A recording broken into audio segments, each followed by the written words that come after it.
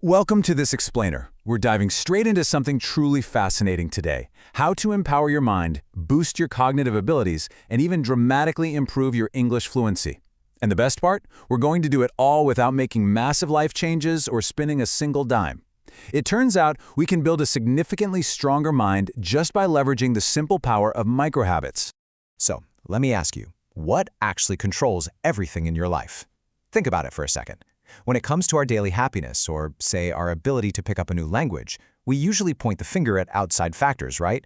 We think, oh, it's about how much money I make, or how successful I am, or how much free time I have. But honestly, it's something way more fundamental than any of those things. It's your brain. Seriously, your brain is the absolute engine behind literally every single move you make, every decision you commit to, and every spoken word you construct. If you really want to shift your external life, you've got to start by tuning up the internal engine that drives it. And the stakes here, they're incredibly high. Just think about when your mind is completely exhausted. Life just feels heavy. Your decisions get weak, your focus completely evaporates, and trying to learn something demanding, like English, it just hits a brick wall. You know that feeling of staring at a blank page, totally frustrated? Yeah. But a strong brain, it operates on a totally different level. It's calm, it makes crystal clear decisions, and it doesn't panic when you're trying to string together an English sentence. The words just naturally flow. To make all of this super actionable for you, we're going to group 10 vital microhabits into 4 holistic pillars: fueling the physical brain, calming mental chaos, stretching our cognitive limits, and the power of connection. Finally, we'll wrap up with a quick plan for taking action today. All right, let's jump right into section 1, fueling the physical brain. This is your biological foundation. So your brain functions exactly like a high-performance engine. Get this, even though it only makes up about 2% of your body weight, it hogs around 20% of your energy. It's a total power drainer. That means it absolutely demands clean fuel. We're talking simple, unprocessed foods, getting about 10 to 20 minutes of daily morning sunlight to literally switch on that cognitive energy, and of course, getting proper cellular repair through deep, restorative sleep. It is wildly fascinating how directly these physical choices dictate things like your language fluency. Pumping your body full of heavy junk food, hiding out indoors all day, and doom-scrolling late at night, that completely crashes your energy. You end up in that awful brain fog where you literally forget basic English words mid-sentence. We've all been there, right? But when you hydrate, soak up some morning sun, and actually let yourself rest, your brain gets the steady, reliable energy it needs to speak naturally and confidently. Because sleep is that ultimate biological reset button, you absolutely need a solid routine. First up, actively reduce your phone use and kill those bright overhead lights right before bed. Second, just sit quietly and take some deep breaths to slow down your racing mind. And third, try to hit the exact same bedtime every single night. Your brain loves predictability. It thrives on it, and this little routine trains it to power down the right way. Moving on to section 2. Calming the mental chaos. It's time to create some peaceful space.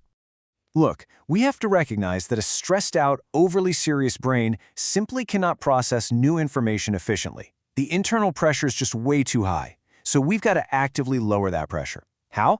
3 tools: simple meditation, carefully chosen instrumental music, stuff that creates a peaceful vibe rather than distracting you, and purposeful daily laughter.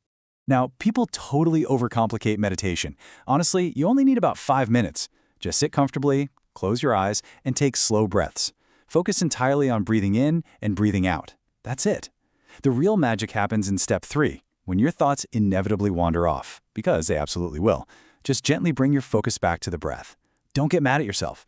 The goal here isn't to silence your brain completely, it's just to observe it. This actually dials down your internal panic so you can stop overthinking and just speak. And this brings us to a pretty incredible realization. Laughter? It isn't just a fun way to pass the time. It is literally active medicine. It relaxes the body and drastically lowers your stress levels. So, smiling or watching some funny English content aren't wastes of time. They are strategic, biological ways to make your brain feel safe. And when your brain feels safe, that paralyzing fear of making grammar mistakes just vanishes. You can actually speak a new language with incredible confidence. Okay, section 3, stretching your cognitive limits. Let's talk about expanding your mind. Your brain acts exactly like a muscle. When you do the exact same routine, see the exact same people, and walk the exact same streets every single day, that muscle gets weak and lazy from repetition. But it absolutely thrives when you force it to process new environments through travel, or when you push it to focus deeply on written ideas through reading, rather than just endlessly scrolling through bite-sized short videos.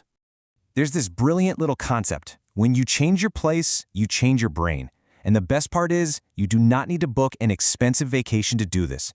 Just walking down a brand new street in your own city or sitting on a bench in an unfamiliar park forces your mind to wake up, pay attention, and ask active questions. And you can easily pair these new habits with what we call practical English expansion. So, say you're sitting in that new park, or you're reading a really simple, easy-to-understand book. Start mentally describing your surroundings or the plot, using basic English sentences right in your head. Just say to yourself, "The road is busy today," or "Man, that pigeon looks angry." It sounds silly, but it naturally trains your brain to absorb sentence structures without that intense, boring pressure of formal studying. Let's dive into Section 4, the power of connection, feeling safe and supported. We are deeply, deeply social creatures. The physical warmth you get from a genuine lingering hug, combined with the emotional support of a positive community, does something truly incredible. It sends this powerful, healing, "Hey, you are safe" signal straight into your nervous system. Think about it. You simply cannot think clearly or learn effectively if your nervous system is trapped in a state of isolated panic. Your brain literally acts like a sponge for whatever environment it's in. If you're isolated, stressed out, or surrounded by constant complainers, you absorb all of that negativity. You become full of doubt and incredibly nervous to speak up in English. But when you are supported, when you intentionally surround yourself with positive people who are also trying to grow, your brain heals. That genuine connection literally strips away the fear of practicing out loud. And honestly, here is the most relieving part of all this. 1. Just 1. You do not need a massive, booming social circle to get this benefit. Exactly one positive, supportive person in your corner is enough to completely change your life trajectory and your entire language journey. Finally, Section 5, taking action today. Let's talk about building your powerful brain right now. Ultimately, you've got to remember this. Change does not come from watching, change comes from doing. Please, do not try to implement all 10 of these micro-habits today. I promise you, that is a one-way ticket to burnout. Pick just one small action. Drink a glass of water, take a walk in the sun, or do a quick 5-minute meditation tonight. Just do it today, and then simply repeat it tomorrow. I want to wrap up this explainer by leaving you with a very direct challenge. Will you just watch this, or will you actually use this? Don't let this be just another piece of content you passively consume and forget about. Step away from the screen right now, pick your one habit, and actively start building your powerful brain today. Thanks so much for joining me on this explainer, and I'll catch you next time.